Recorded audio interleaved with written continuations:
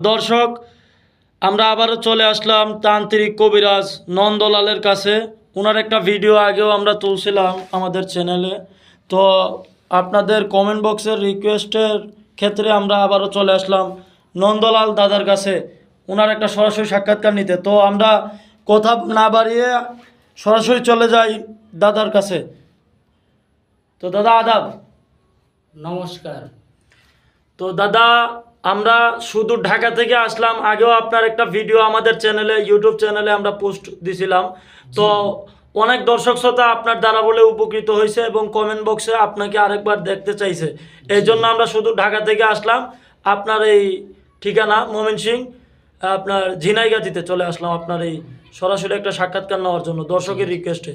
তো দাদা, আপনি আপনার পরিচয়টা যদি আপনার নিজে মুখে একটু বলতেন। আমার নামটা হচ্ছে তান্ত্রিক নন্দলাল, বুঝছেন? তো আপনার মোবাইল নাম্বারটা যদি একটু বলে দিতেন দর্শকের উদ্দেশ্যে, যে আপনার সাথে কিভাবে যোগাযোগ করবে দর্শক শ্রোতা। আমার মোবাইল নাম্বারটা হচ্ছে 01797455837। তো আমি আবারও বলে দিতেছি 01797455837।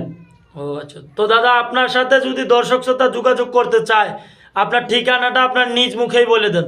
আমার ঠিকানাটা হচ্ছে ময়মনসিংহ বিভাগ, শেরপুর জেলা, ঝিনাইগাতি উপজেলা। গ্রামের নামটা হচ্ছে ধেপলাই। এটাকে আপনার তিনটা রকম ধেপলাই আছে, আমারটা হচ্ছে মধ্য ধেপলাই, বুঝছেন? ও আচ্ছা আচ্ছা দাদা।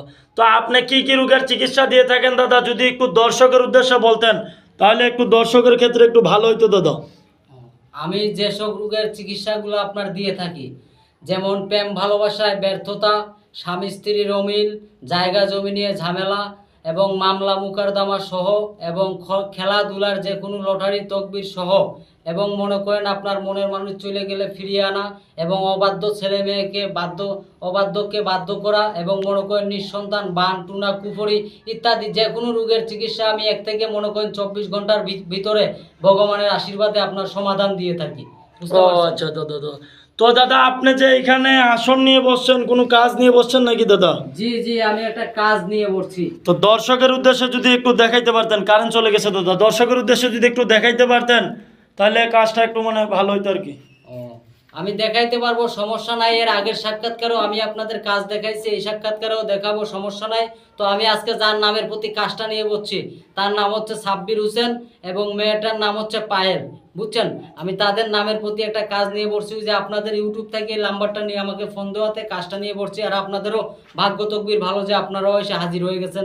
সমস্যা নাই, আমি আপনাদের কাজটা দেখাই। আচ্ছা দাদা, একটু কাজটা দেখান দর্শকের উদ্দেশ্যে। আমি দেখাই। তো দর্শক শ্রোতা, উনি কাজটা করতেছে, আমরা দেখতে পারবো, আপনারাও সরাসরি দেখেন উনি কিভাবে কাজ করে থাকেন। দেখেন দাদা। মেরিবন সাগাতি করি, চলশিরে বন্ধ করি, পায়েলের নামের প্রতি আপনার সাব্বিরকে বাধ্য করি। আজীবন সাব্বিরের কথার ভিতরে যাবি না, পায়েল তুই আজীবন সাব্বিরের কথার ভিতরে থাকবি। মেরিবন সাগাতি করি, চলশিরে বন্ধ করি, পিলপিলে গলাকাটি ধাইনো সাবান আসাম দেই পাতি মদনার পান। সাব্বিরের নামের প্রতি পায়েল তুই আজীবন বাধ্য হয়ে যাবি। সাব্বির যেইভাবে কবে পায়েল তুই ওইভাবে চলবি। পায়েল তুই সাব্বিরের কথার বাইরে যাবি না। মেরিবন সাগাতি করি, চলশিরে বন্ধ করি, পিলপিলে গলাকাটি ধাইনো সাবান আসাম দেই পাতি মদনার পান।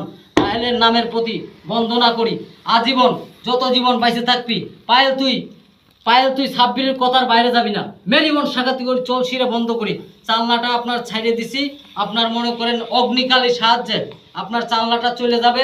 যত জীবন মনে করেন পায়েল মনে করেন সাব্বিরের কথার বাইরে যাবে না, কথার ভিতরে থাকবে। বুঝতে পারছেন আমার কথাটা দাদা?